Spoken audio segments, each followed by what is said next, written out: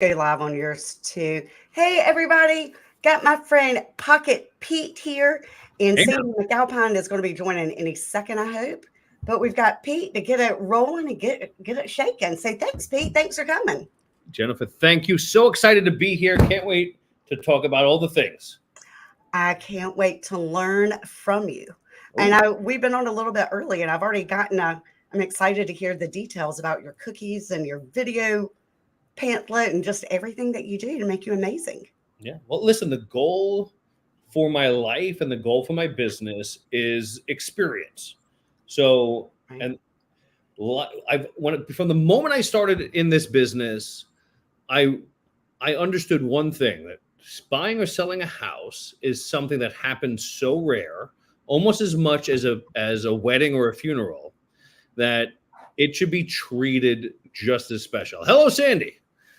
Hi. Hello. I had to escape my children and animals from barking in the background. We get it. That's okay. Pete was talking about an experience and buying real estate. It's like a once in a lifetime So yeah, so ordeal. buying and selling is since buying and selling is once in a lifetime experience, and I wanted to create a brand that can be remembered. And so what I decided was when I created the Pocket Pete brand, whenever they saw my logo, which is right there, they would feel the experience immediately. And so what I want people to sell when they're selling me is the experience that they have. So, So what is the Pocket? Tell me what Pocket Pete is. so Pocket Pete it started as an app. So years ago when I created a website, my developer said, I can make you an app and you can search for houses on it and things like that. And I said, I hate it. Don't ever talk to me again. But when in the middle of the night, around 2 in the morning, I sat up and I said, I've got it. I've always been the guy that has the guys. So if you need an electrician, I know nothing about electric. I have no skills, but you still call me because you know I know all the best electricians. If you need a funeral director, you call me. I'm the central point of all things. So I created an app around that. This way, I'm always with you. I'm always in your pocket. I get it. So it started as an app and it just turned into people just started calling me Pocket Pete. And so I just started living that. And I I love it. built tying that to my experience blew up my business. And I went from my first year selling 7 houses to my second year selling 47 houses. Holy cow! In 1 year, that much of a difference. 1 year, yeah. Wow, that's amazing. Yeah. That's I amazing. love watching Pete's videos because he talks about everything from why you should join his brokerage to fix and flips to a house that was like hoarded that had, I don't even know, Yeah. 27 days of bags of trash. And then it was crazy because he came up with this wild idea on Facebook to have all these people come and take for free whatever they wanted. And he got rid of like dumpsters full of stuff. And I've totally used that. And I never like shared that before, but I've totally had people come haul away old appliances and everything from my rental properties off of Facebook for free. And I just thought it was just so cool that, I just love watching all his videos. Yeah. And I like he's got one with his investments. I saw that one with the bus and the tour and the investments, and it's amazing. Pete, you're amazing. Yes. I just love being on camera. So I think that's the lesson here, not necessarily anything else. But I do enjoy telling a story Yeah. about. He's given me advice. I've seen him several conferences. We've had lunch together, and he's given me tons of advice on how to feel more natural on camera, like his different strategies for and different programs and apps he uses on his phone for like using clips, just on and on and on. He's given me like much advice for video, and he's a great resource, to be honest with you. Any agents that join his brokerage are going to get creme de la creme advice from him as a broker. I cannot tell you stuff you can't learn. You can't buy it on you can't buy it on the internet or find it on YouTube. Like, he knows what he's doing. Well, Same this here. is one of the things that he shared with me. So you want to walk us through, Pete, what we're looking at? Yeah. So this is my either my just met you package or this is my going to meet you package. So let's say I have a listing appointment, or really anything where cookies, the ROI on cookies is immeasurable, just so you know. So what happens is if I have a listing appointment on Friday, I send a big box of cookies like this to the house with there's a handwritten note in there. And then I also will add a video postcard that will, so it sets the tone to show them how far ahead in technology and personalization and caring I am. I'm actually, before I'm even in their living room, I'm in their living room, looking them in the eye and having a conversation with them. And so what's on that video? So this is actually a video. This I can make a personal video for every single person. So this is actually was a video that I sent to a Douglas Elliman agent that expressed interest in joining my brokerage. I sent him a box of cookies with a video postcard letting him know how many ways he can win by joining Remax. I love it. Mm-hmm. I love it. Very nice. And then what's because those are expensive. Yeah. So, but the ROI on that relationship. So let's take a listing makes us a good amount of money, right? So I would say I make probably 50 to 1 on each box of cookies. Okay. So if I was to invest $50, $100 and get $5,000 into something, I'm definitely going to invest in it every time. Well, right? I look at it like cookies, or I do brownies, versus in photos versus gas, time, driving buyers around. Same thing. Yeah, but those video brochures, I mean, because you'll spend $100 a piece on those pretty easily. I think I talked them down to $75 the last time I was looking into them. Okay. Well, let's talk on the side. I can do better. Okay, good. Yeah, but and these video cards are sent sparingly. Yeah. That really, because I'll send those cookies with a handwritten note to endless amounts of people. Then when I come into the listing appointment, this is a sticker that I put on a bakery box full of cannolis. Oh, because nice. I want to walk in, the moment I walk in that house, I want to take that from a business transaction to something personal. And the mother always told me you never show up empty-handed. That's right. So what was that in your hand? This is a sticker that I'm form fitted to go onto a bakery box. Okay. So when I go to the bakery, they see me, they just start getting the things. Ah, nice. And they come over and I hand this to them, and they put this. It looks like I own a bakery. What does it say on there? Just as your picture and it's my logo, and it says "Sweet Pocket Pete." Give him a call. He's a friend of a friend. Ah, nice. I like it. And it's got always come in with an orchid to a listing appointment.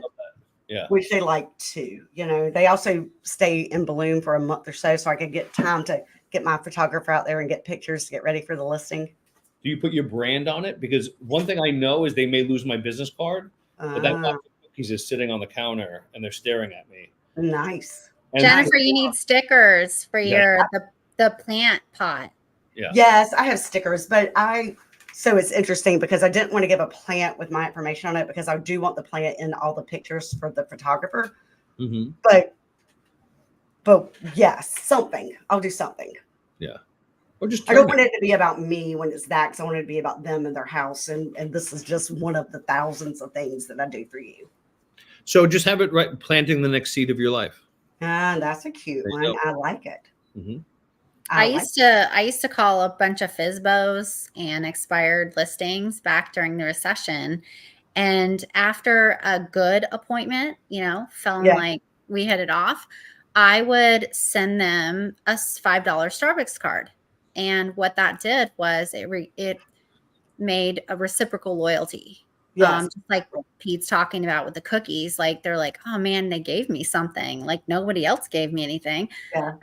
And there's some kind of reciprocal loyalty that happens in a person's mind that they consider you more because you gave them a gift, even though it's a consumable item or a plant.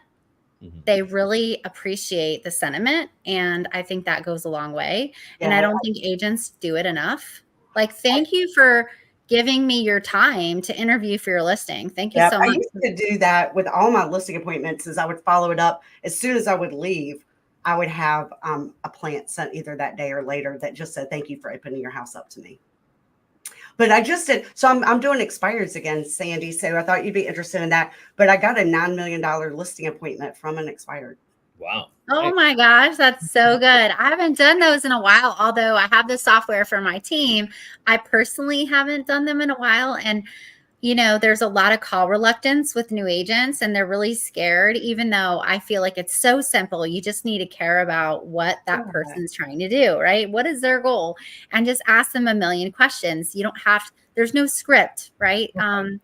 And so I think I need to do some sessions again with my agents just to kind of show them we're just having a bunch of fun conversations. You're just trying to figure out where in the world these people want to go and why are they trying to sell and what if you can even work with them, because quite frankly, half the time you talk to them and the person is, you can see, you can hear in their voice why they're not selling their home. Like you can hear all the things and they're the problem. And I don't want those sellers. Yeah, I don't want that seller. So then, Sandy, you had interesting is you do your wine nights, and you said before you left Charlotte, you had it up to 1,600 people. Pete and I were here earlier talking about that. Just seems unmanageable. What did you talk to us about it? How did you organize it? Okay. So this happened back in 2007.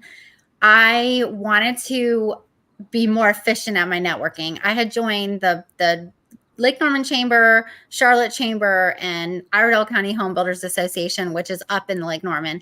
And I was trying to network and it wasn't happening fast enough. And hello, I needed to make money. I was a newer agent. I've been in the business 2 years. And there was a lot of agents in those groups also.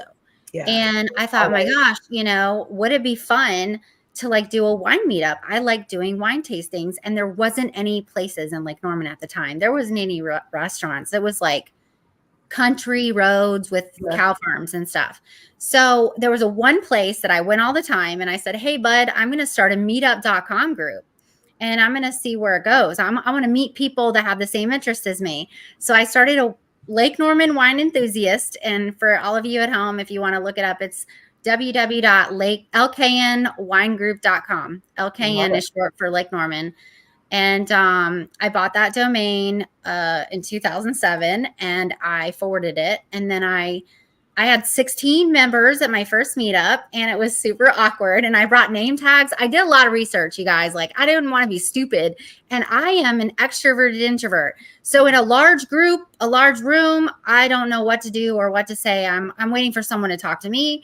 And then once that gets warmed up, I can go, my extra person, my extrovertedness comes out.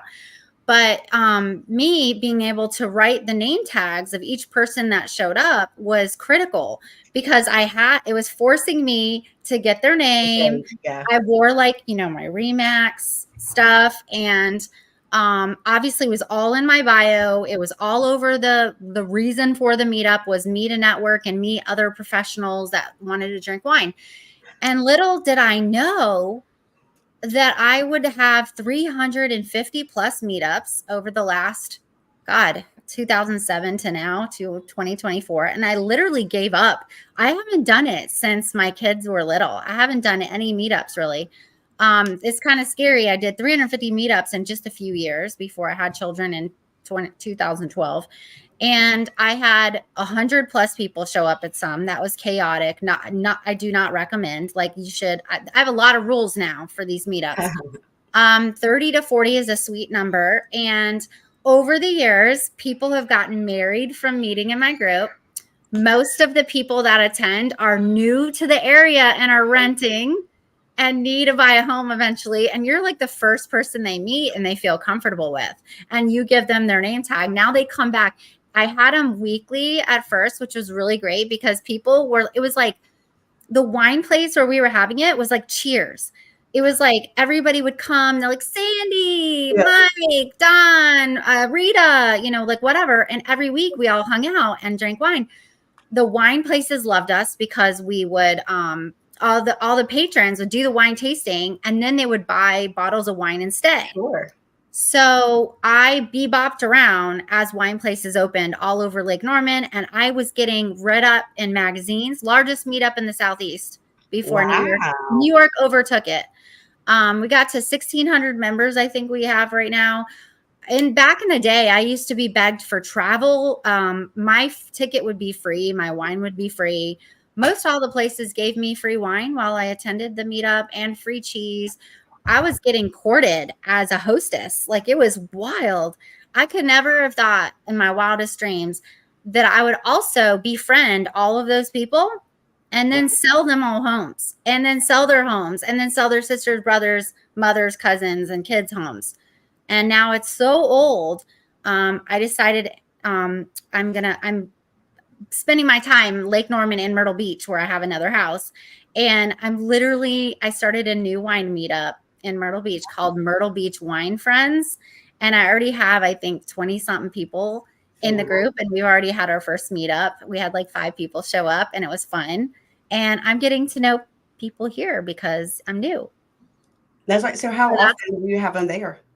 I'm doing it once a month because for me, my time, and I have children, and I mean, I would love to do it more often, but it takes time to prepare for the meetup. Make sure you get there early. You talk to the wine place owner. I buy a charcuterie board for everyone to snack on. Everyone buys their own wine. I have disclaimers all over. You pay your own tab. You're own responsible.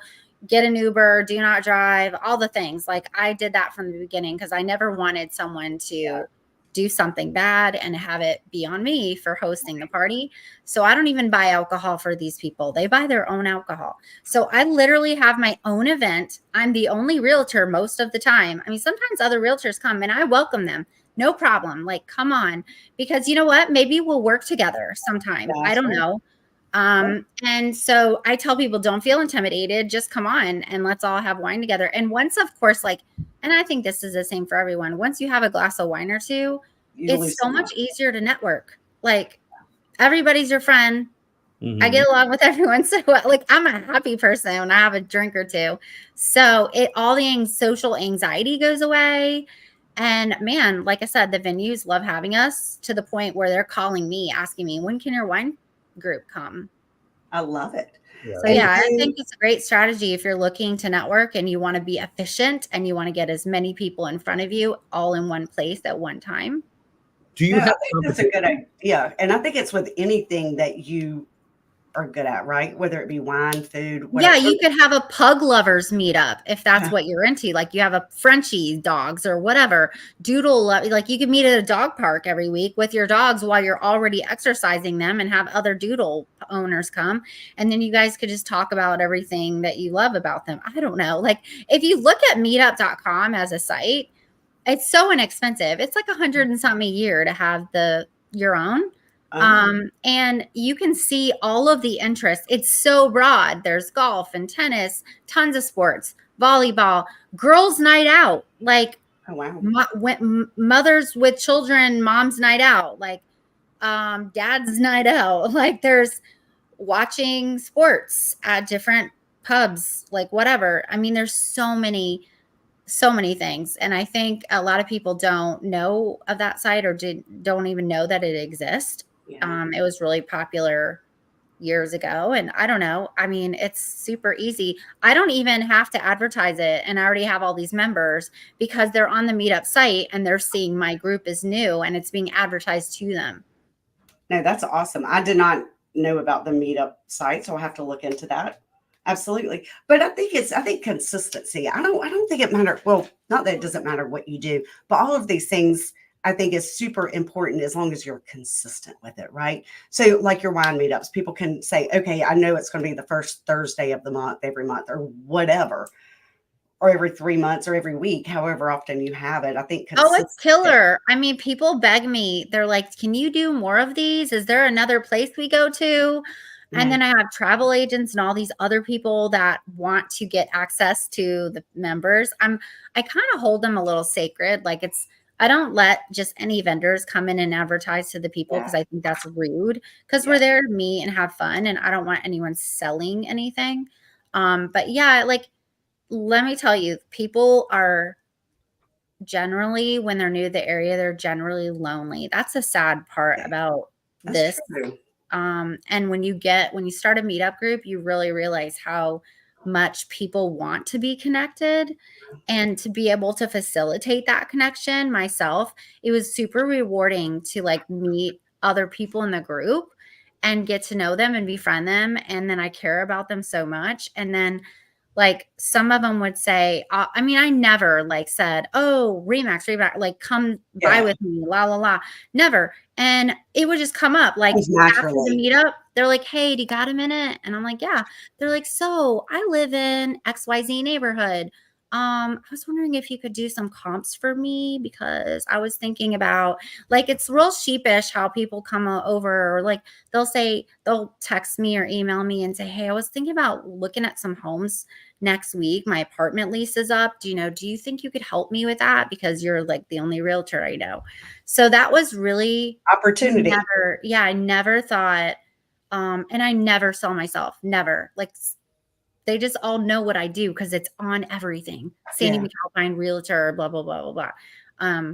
It's on all the meetup stuff. It's on my bio. It's in the meetup description. I don't even email the group. I used to use all the functions and features. If somebody out there, you guys have some more time than I do, this is a great way. Like, so it's like Facebook, like free advertising.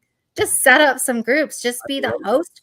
Host someone else's group. If you don't really want to commit, host it once a month. I don't know. That's a brilliant untapped area to meet people. And I can't believe, so are you that there's no competition for you too. Like there's so many people that love wine. Yeah. That you really hit a home run there. It's amazing. Thank you. Yeah. And this was in like 2007, and there was only 2 wine places in all of Lake Norman. So we just flipped back and forth.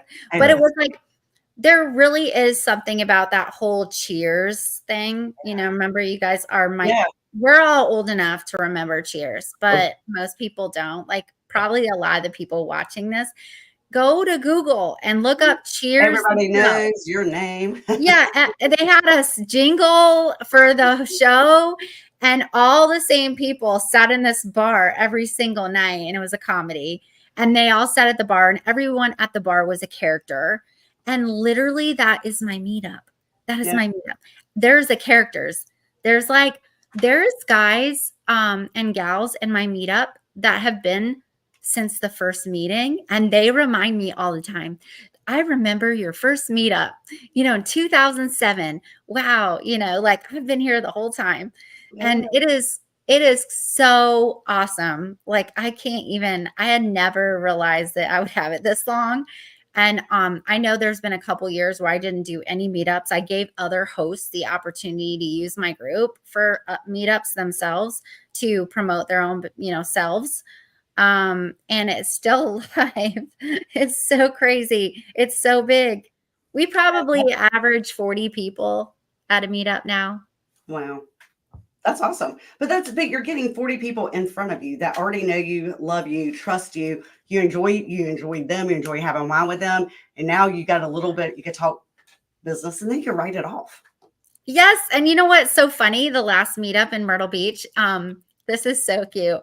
I literally just joined the LPGA ladies golf, amateur golf here, just to try to play occasionally. Not that I'm going to, and I play tennis too, so I don't have time for all this stuff, but I thought I would try it. And my aunt, she's a big player. And I literally went over to the wine meetup. We got our charcuterie. We sat down, ordered wine. And this lady was telling me, we play golf like every day. And so I'm like, something, the swing. So in the middle of the restaurant, she like gets up and she's showing me a trick of how to hit the swing, and like how to not do your hip swing the wrong way, and how to like step out and then step in and then step out again when you hit, and all this stuff. And the whole restaurant that wasn't in the meetup is like, what is going on over there? I'm like, she's playing golf. And we are all cracking up, and she plays all the time. I got golf tips. The best, cheapest places to play in Myrtle Beach. I met another guy that wants to do a wine meetup at his house. Nice. Yeah. Wow. Fancy. So fun. I mean, you guys can start a meetup doing anything, but I wanted to make sure people knew it didn't have to be about wine. Well, and I think where people too, because I have a lot of agents that are new to Wilmington, new on my team, and their biggest thing is I don't know anybody. So I think that really hits home with somebody like that too, that hey, guess what? You don't have to know people. Find something you have in common and then start with a few people and let it grow like you did. You could have a driving range meetup, beer lovers meetup, Yeah. go to different breweries, hop off bus tours. I don't know. I try to do several times and it's very hard. I do not recommend. I sold enough tickets, 100 tickets. You had to sell a 75 minimum to go on a 3-hour boat ride on Lake Norman. I would have assumed that everybody would take advantage of being able to get on the lake because you can't get on the lake. There's there's 2 beaches on the whole lake and they're crowded and it's hard. And unless you know someone with a boat, you're not getting on the lake. So I thought, wouldn't it be cool to get on a houseboat? And the tickets were expensive. I think they were at the time like maybe $100 or $150. I had the hardest time. It became a full-time job trying to sell tickets on this yacht and for 3 hours.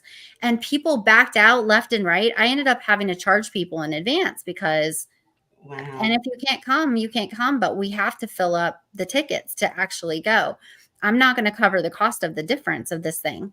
Yeah, really. And then people flake out. And what I learned, and if anyone wants this big major tip is about 50% of the people show up that actually RSVP. That happens to me with parties too. Yeah, you're right. Yeah. It's just like something comes up.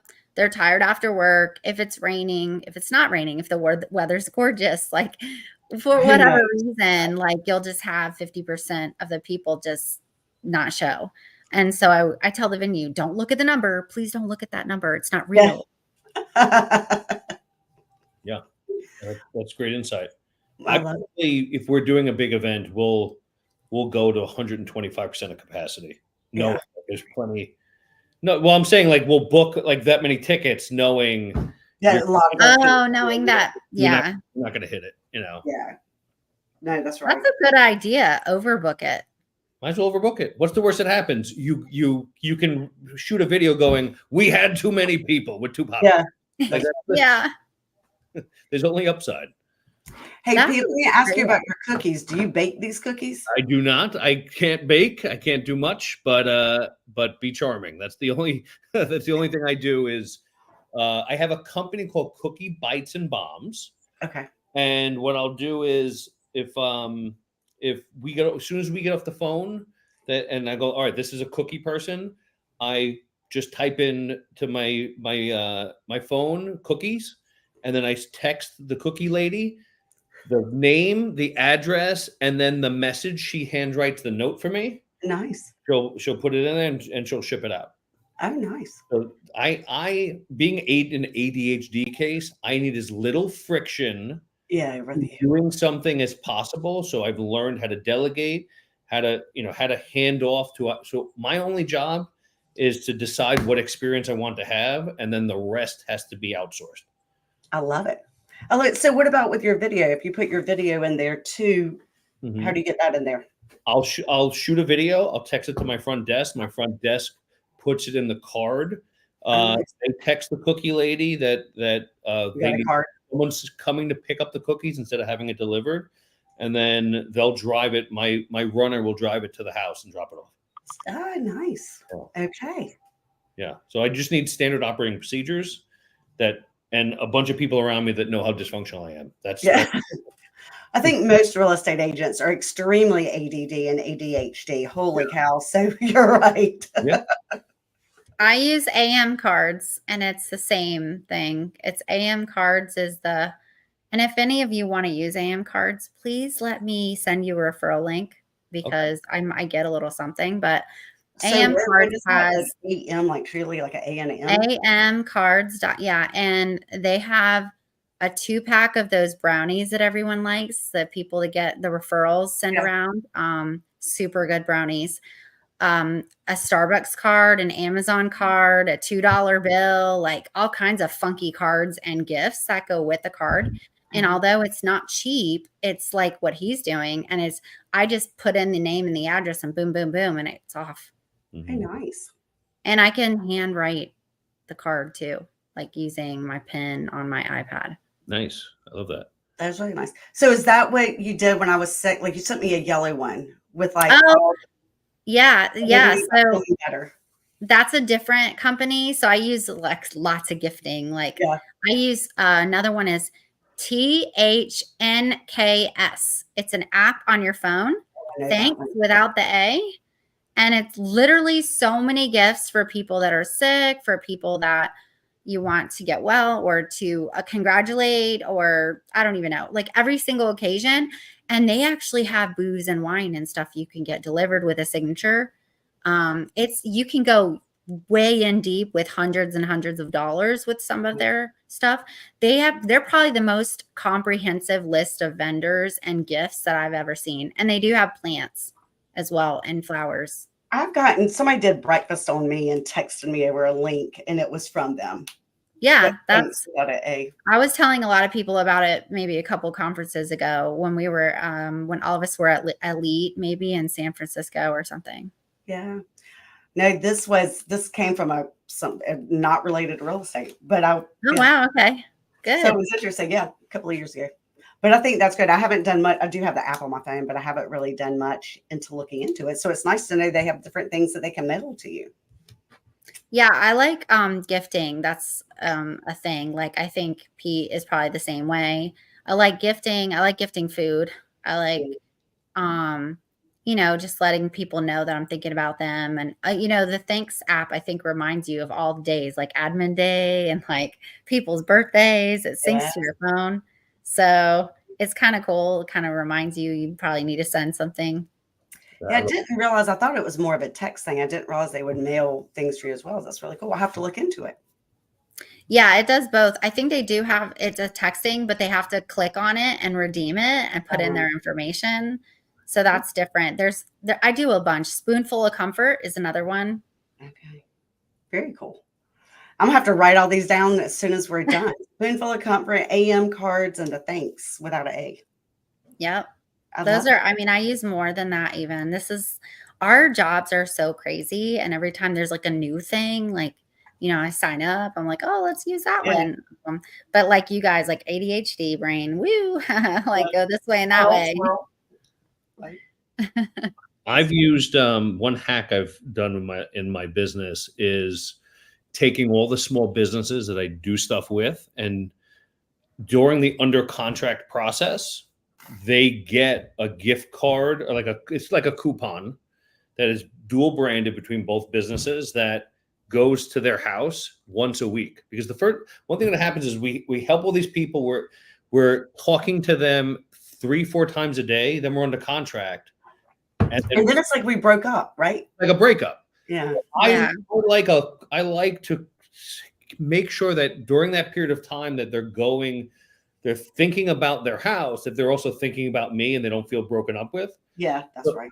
Every week the first week they get 2 free pizzas and 2 free beers at Gino's Pizza. They get 10 free bowling games at the bowling alley.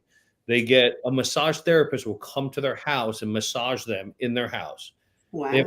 I have a car cleaning company that cleans their car in their driveway, and all these things, and it ends with their first or last date night meal is with a professional chef in their home to end the process. And with all of those people, I'm doing 2 things. One, I'm creating that experience that I want them to be so excited to share me with. Yeah. But all of those businesses are just like us. They always feel like they got lucky. They've been lucky for the last 10 years. Yeah, they're scared. Yeah. We're all a bit. So anytime I refer them or I send them their card every week, I'm branding myself to them every week. I'm reminding them that I care.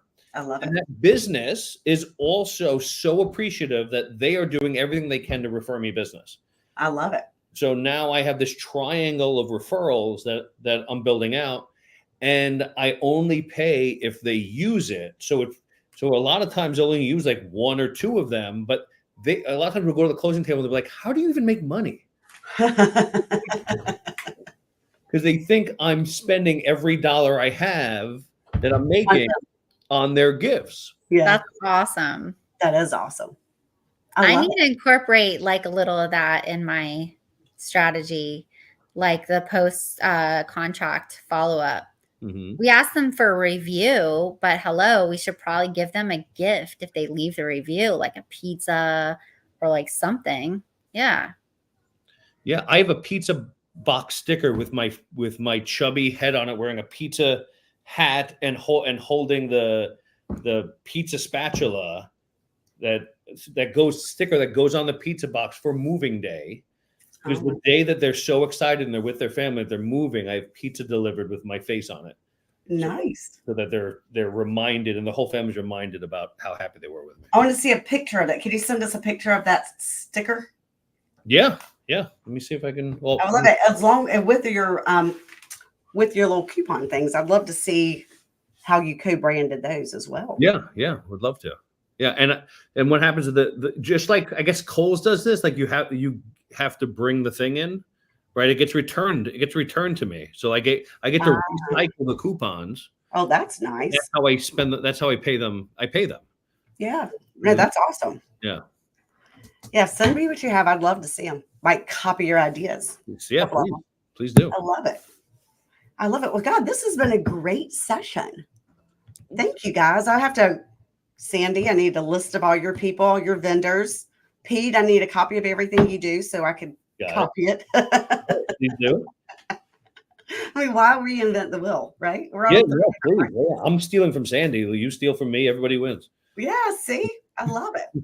Well, thank you guys. Thank you guys for being on here. And I appreciate y'all and your time and your energy and sharing.